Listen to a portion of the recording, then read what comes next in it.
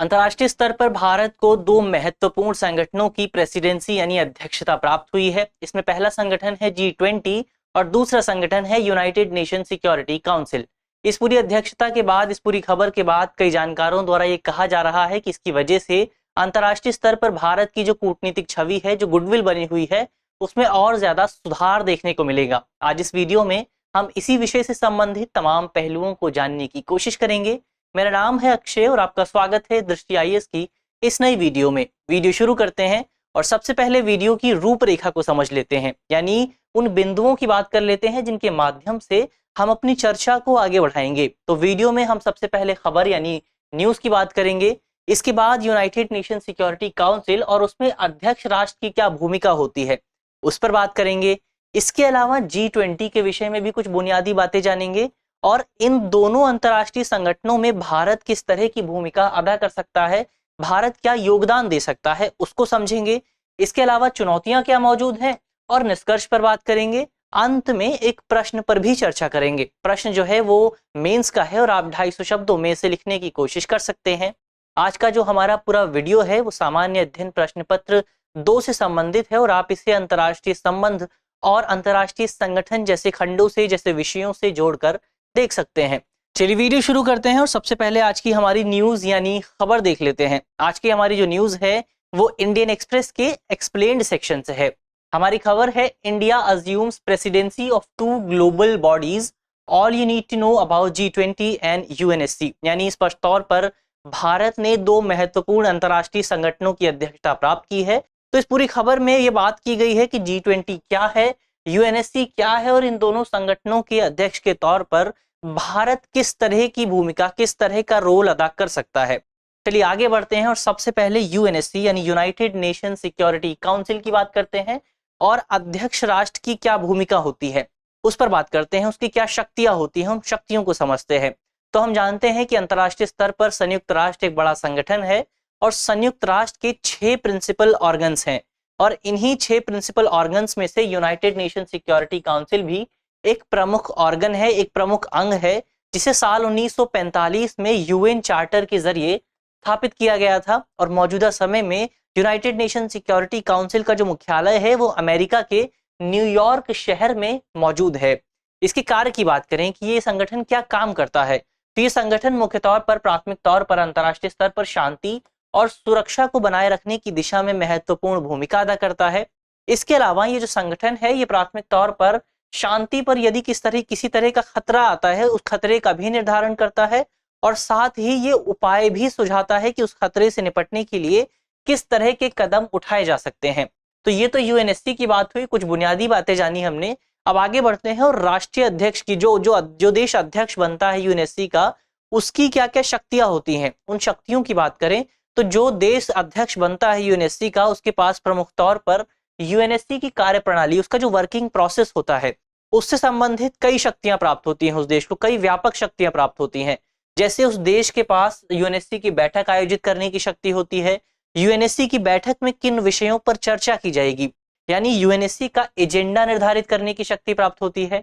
इसके अलावा एक विशेष शक्ति ये भी प्राप्त होती है कि UNSC की बैठक में जो भी चर्चा की जाएगी उस बैठक में उस चर्चा के रिकॉर्ड पर अंतिम हस्ताक्षर करने का अधिकार भी UNSC के प्रेसिडेंट को ही प्राप्त होता है। तो ये तो UNSC की बात हुई। तो इस तरह से हम कह सकते हैं कि UNSC के प्रेसिडेंट के तौर पर, यूनाइटेड नेशन सिक्योरिटी काउंसिल के अध्यक्ष के तौर पर भारत इसके जरिए विश्व के विकास में वैश्विक स्तर पर एक महत्वपूर्ण भूमिका अदा कर सकता है। तो ये तो UNSC की बात हुई। अब आगे बढ़ते हैं और G20 के बारे में कुछ जान लेते हैं।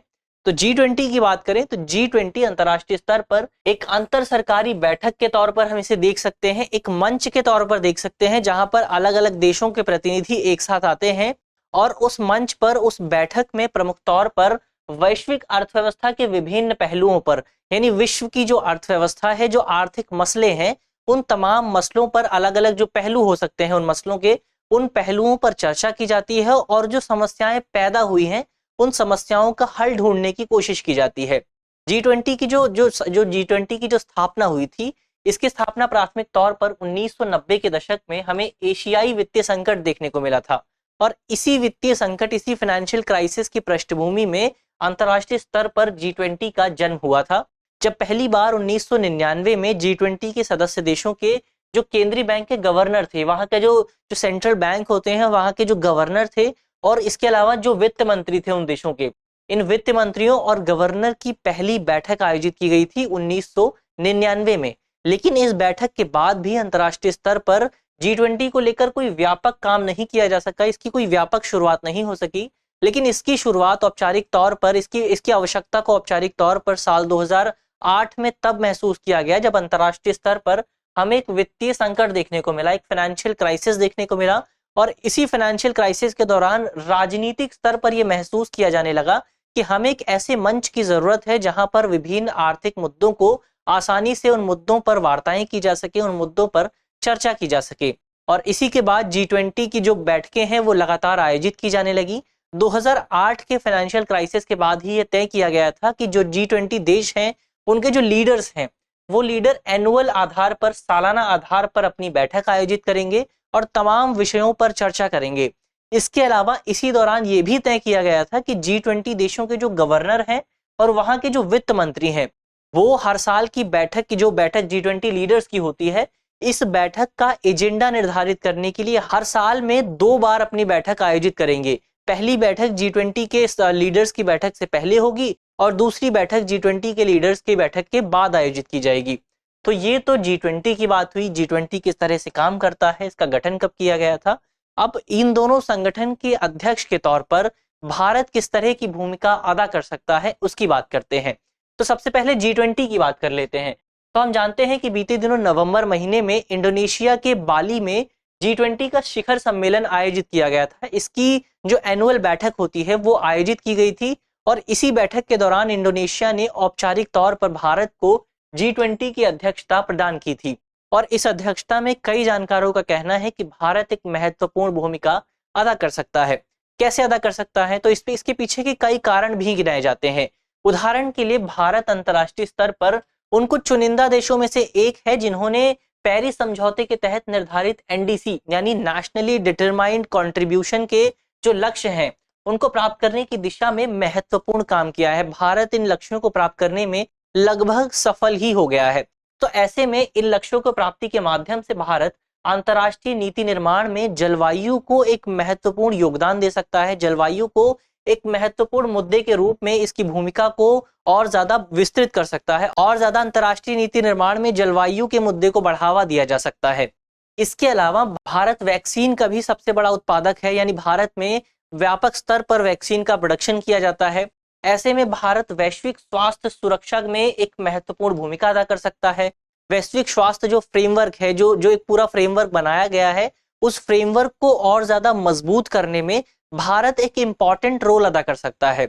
और इसका एक उदाहरण हमें तब देखने को मिला था जब भारत ने दक्षिण अफ्रीका के साथ मिलकर अंतर्राष्ट्रीय स्तर पर वैक्सीन प्रौद्योगिकी, जो वैक्सीन टेक्नोलॉजी है, वैक्सीन उत्पादन की जो टेक्नोलॉजी है, जो टेक्नोलॉजी अलग अलग कंपनियों द्वारा विकसित की गई है, इस टेक्नोलॉजी के कॉपीराइट में छूट देने के लिए, WTO के नियमों में छूट देने के लिए एक प्रस्ताव पेश किया था और भारत इस प्रस्ताव को लागू करने में लगभग सफल भी रहा था। तो जाहिर तौर पर भारत ने अपनी कमिटमेंट को, अपनी प्रतिबद्धताओं को पहले ही अपने प्रयासों के जरिए जाहिर कर दिया है। इसके अलावा एक तीसरा जो रीजन है वो ये है कि हम जानते हैं कि अंतर्राष्ट्रीय स्तर पर खाद्य और तेल की कीमतों में लगातार बढ़ोतरी देखने को मिल रही है। इन्फ्लेशन अंतर्राष्ट्रीय स्तर पर लगातार तेजी से बढ़ रहा है, लगातार महंगाई में बढ़ोतरी देखने को मिल रही है। ऐसे में इस पूरी महंगाई का जो सबसे ज्यादा प्रभाव देखने को मिला है वो डेवलपिंग नेशंस पर पड़ा है, वो विकासशील देशों पर पड़ा है। ऐसे में विकासशील देशों पर जो प्रभाव पड़ा है उस पूरे असर को कुछ हद तक कम करने के लिए भारत एक अध्यक्ष के तौर पर विकासशील देशों की आवाज बनकर सामने आ सकता है। और इसका उदाहरण हमें G20 की ट्रॉइका में भी देखने को मिलता है। ट्रॉइका क्या होती है? तो ट्रॉइका G20 का एक स्पेशल मैकेनिज्म है जिसमें मुख्य तौर पर 3 देश शामिल होते हैं। पहला वो देश शामिल होता है जो G20 का मौजूदा अध्यक्ष है। इसके अलावा G20 का प्रीवियस प्रेसिडेंट और G20 का नेक्स्ट प्रेसिडेंट भी इस पूरे समूह में शामिल होता है। तो इस तरह से 3 देश G20 के ट्रॉइका में शामिल होते हैं। तो ट्रॉइका एक स्पेशल मैकेनिज्म है और इस साल G20 का जो ट्रॉइका बना है उसमें 3 देश जो शामिल हैं उसमें पहला देश है इंडोनेशिया, जो कि G20 का पूर्ववर्ती अध्यक्ष है, प्रीवियस प्रेसिडेंट है। इसके अलावा दूसरा देश भारत है जो कि मौजूदा अध्यक्ष है और तीसरा देश ब्राजील है, जो कि अगला प्रेसिडेंट होगा G20 का। और यहाँ पर यदि आप नजर डालेंगे तो आपको पता चलेगा कि ये तीनों ही देश जो हैं वो डेवलपिंग कंट्रीज हैं। तो जाहिर तौर पर अंतर्राष्ट्रीय स्तर पर G20 में इकोनॉमिक्स को लेकर, आर्थिक विषयों को लेकर जो नीतियां बनेंगी, उन नीतियों में विकासशील देशों की आवाज, उनका रिप्रेजेंटेशन भी हमें बहुत बेहतर तरीके से देखने को मिलेगा। तो ये तो G20 की बात हुई। अब आगे बढ़ते हैं और UNSC यानी यूनाइटेड नेशन सिक्योरिटी काउंसिल की बात करते हैं। तो यूनाइटेड नेशन सिक्योरिटी काउंसिल में बतौर अध्यक्ष भारत मुख्य तौर पर दो विषयों पर सबसे ज्यादा ध्यान केंद्रित करेगा। इसमें पहला विषय होगा अंतर्राष्ट्रीय संगठन, मुख्य तौर पर UNSC की संरचना में सुधार करना, उसकी कंपोजिशन में सुधार करना। इसके अलावा दूसरा विषय होगा अंतर्राष्ट्रीय स्तर पर आतंकवाद का विषय। तो भारत इन दोनों विषयों पर गंभीरता से ध्यान देगा। अब वैसे तो यूनाइटेड नेशन सिक्योरिटी काउंसिल में भारत की जो अध्यक्षता है वो केवल 1 महीने की है, क्योंकि UNSC में जो भी अध्यक्ष होते हैं उनका कार्यकाल केवल 1 महीने का ही होता है। लेकिन इस 1 महीने की अध्यक्षता के दौरान भी भारत इन दोनों विषयों को आगे बढ़ाने के लिए महत्वपूर्ण प्रयास करेगा। और इन्हीं प्रयासों के हिस्से के तौर पर अपनी पूरी अध्यक्षता के दौरान भारत 2 वार्ताएं भी आयोजित करेगा।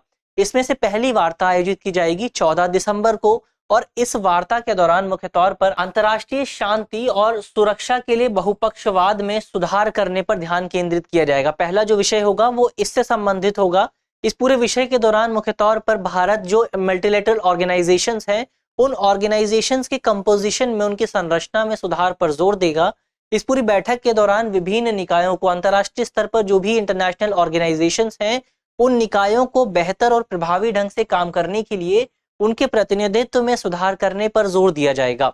यानी खासतौर पर UNSC पर बहुत ज्यादा ध्यान केंद्रित किया जाएगा, क्योंकि भारत हमेशा से ही इस बात की वकालत करता रहा है कि अंतर्राष्ट्रीय स्तर पर यूनाइटेड नेशन सिक्योरिटी काउंसिल की जो अध्यक्षता है, इसके अलावा इसकी जो सदस्यता है, वो हमेशा से ही विवादास्पद रही है। भारत का कहना है कि इसकी जो सदस्यता है वो अलग अलग क्षेत्रों का प्रतिनिधित्व नहीं करती है। ऐसे में इसकी संरचना में कुछ सुधार किया जाए ताकि ये सुनिश्चित किया जा सके कि इसमें अलग अलग क्षेत्रों का, खासतौर पर जो अफ्रीकी क्षेत्र हैं, इसके अलावा जो एशियाई क्षेत्र हैं, इन क्षेत्रों का रिप्रेजेंटेशन भी सुनिश्चित किया जा सके।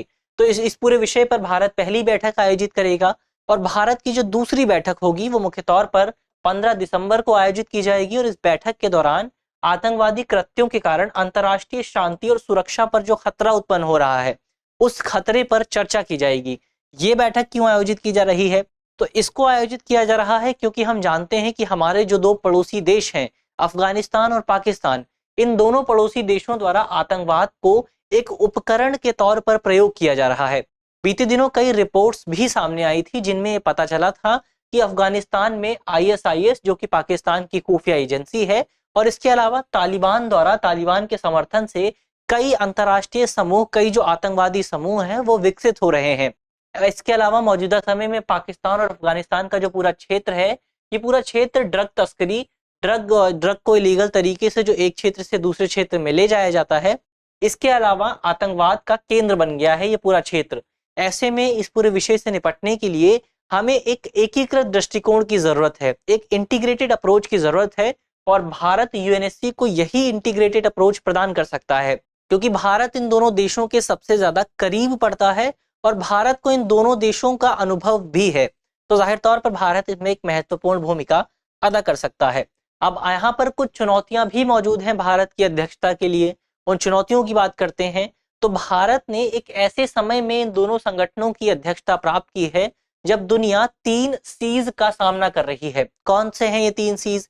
तो इन 3 सीज में कोविड, जलवायु और संघर्ष शामिल हैं। यानी कोविड, क्लाइमेट और कॉन्फ्लिक्ट के मुद्दे शामिल हैं।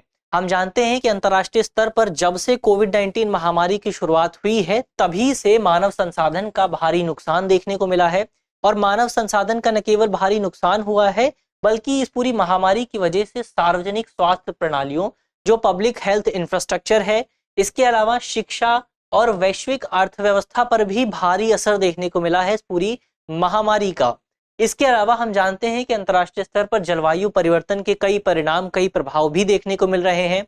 लगातार बाढ़, तूफान और जो वनाग्नि की घटनाएं हैं, इस तरह की जो एक्सट्रीम क्लाइमेट इवेंट्स हैं, इन क्लाइमेट इवेंट्स में लगातार बढ़ोतरी हो रही है और इसकी वजह से लाखों लोगों को हर साल अपनी जान गंवानी पड़ रही है। इसके अलावा हमें अंतर्राष्ट्रीय स्तर पर रूस यूक्रेन युद्ध भी देखने को मिल रहा है, जिसकी वजह से दुनिया को भारी नुकसान हुआ है। ये जो पूरा युद्ध है, इस पूरे युद्ध ने अंतर्राष्ट्रीय स्तर पर व्यापक पैमाने पर एक मानवीय संकट को जन्म दिया है, एक ह्यूमैनिटेरियन क्राइसिस को जन्म दिया है, और इसकी वजह से खाद्य और तेल की कीमतों में रिकॉर्ड स्तर पर बढ़ोतरी हुई है। इसके अलावा इस पूरे युद्ध की वजह से लगातार पिछले कुछ समय में जो घटनाएं हो रही हैं, उन घटनाओं की वजह से पश्चिमी देशों और रूस के बीच जो संघर्ष है, जो कॉन्फ्लिक्ट है, वो संघर्ष में भी लगातार बढ़ोतरी देखने को मिल रही है। ऐसे में इस पूरे ये जो पूरा संघर्ष है, इस संघर्ष का हमें एक उदाहरण तब भी देखने को मिला जब बीते दिनों इंडोनेशिया के शहर बाली में जो बैठक आयोजित की गई थी G20 की, उसमें रूस के प्रेसिडेंट व्लादिमीर पुतिन ने हिस्सा लेने से इनकार कर दिया था।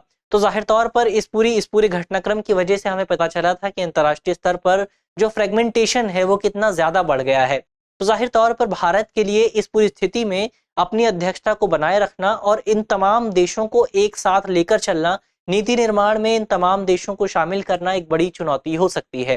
तो ये तो चुनौतियों की बात हुई। अब अंत में निष्कर्ष की बात कर लेते हैं। तो निष्कर्ष के तौर पर हम क्या कह सकते हैं? निष्कर्ष के तौर पर हम कह सकते हैं कि अंतर्राष्ट्रीय स्तर पर दो महत्वपूर्ण संगठनों की अध्यक्षता प्राप्त करना जाहिर तौर पर भारत के लिए एक बड़ी उपलब्धि है। इस पूरी अध्यक्षता की वजह से अंतर्राष्ट्रीय स्तर पर भारत की छवि और ज्यादा मजबूत हो रही है। इसकी वजह से भारत की अध्यक्षता की वजह से विकासशील देशों, जो डेवलपिंग कंट्रीज हैं, उनको सहायता मिल सकेगी और इसके परिणाम स्वरूप नीति निर्माण में इंटरनेशनल स्तर पर जो पॉलिसीज बनाई जा रही हैं, उस नीति निर्माण में ग्लोबल साउथ को भी रिप्रेजेंटेशन मिल सकेगा। ग्लोबल साउथ यानी वो देश जो मुख्य तौर पर दक्षिणी हिस्से में पड़ते हैं, दुनिया के दक्षिणी क्षेत्र में आते हैं और गरीब देश हैं, जैसे कि अफ्रीकी देश, एशियाई देश। तो इसकी वजह से इन देशों को भी रिप्रेजेंटेशन मिल सकेगा और इसके परिणाम स्वरूप दक्षिण दक्षिण सहयोग यानी साउथ साउथ कॉपरेशन को भी बढ़ावा मिलेगा। हालांकि यहाँ पर इस बात से भी इनकार नहीं किया जा सकता कि भारत की अध्यक्षता के समक्ष कई तरह की चुनौतियां मौजूद हैं, लेकिन ये चुनौतियां इतनी बड़ी भी नहीं है कि भारत इन चुनौतियों को पार न कर सके, इन चुनौतियों की वजह से भारत को कोई नुकसान हो। ऐसे में इन दोनों संगठनों की जो अध्यक्षता है वो भारत को एक अवसर देती है। अवसर इस बात का है कि इन दोनों संगठनों की अध्यक्षता के माध्यम से भारत वैश्विक स्तर पर अपने को एक ग्लोबल लीडर के तौर पर पेश कर सकता है। तो भारत के लिए एक बड़ी अपॉर्चुनिटी आई है इन दोनों संगठनों की अध्यक्षता के तौर पर। चलिए आगे बढ़ते हैं और अब अंत में एक सवाल पर बात कर लेते हैं। सवाल जो है वो मेंस का है और आप इस सवाल का जवाब 250 शब्दों में लिखने की कोशिश कर सकते हैं। आज का हमारा सवाल है कि G20 और UNSC जैसे संगठनों की अध्यक्षता से अंतर्राष्ट्रीय स्तर पर भारत की मजबूत छवि प्रदर्शित होती है। कथन का समालोचनात्मक मूल्यांकन कीजिए। यानी आपको बताना है कि इन दो संगठनों की अध्यक्षता जो भारत को प्राप्त हुई है, क्या इस अध्यक्षता की वजह से भारत की छवि और ज्यादा मजबूत होगी या इसकी वजह से भारत को कुछ चुनौतियों का सामना भी करना पड़ेगा। तो आप इस पूरे सवाल का जवाब 250 शब्दों में लिखने की कोशिश कर सकते हैं। इसके अलावा आप कमेंट बॉक्स में बता सकते हैं कि संयुक्त राष्ट्र सुरक्षा परिषद यानी यूनाइटेड नेशन सिक्योरिटी काउंसिल की स्थापना किस साल की गई थी। मुझे आशा है कि इस वीडियो के माध्यम से जिन बिंदुओं पर चर्चा की गई है वो आपको समझ में आएंगे और यदि आपके प्रश्न पत्र में इससे संबंधित कोई भी सवाल आता है तो आप उसे आसानी से हल कर सकेंगे। इस तरह की अन्य वीडियो देखने के लिए आप हमारे चैनल को भी सब्सक्राइब कर सकते हैं। धन्यवाद।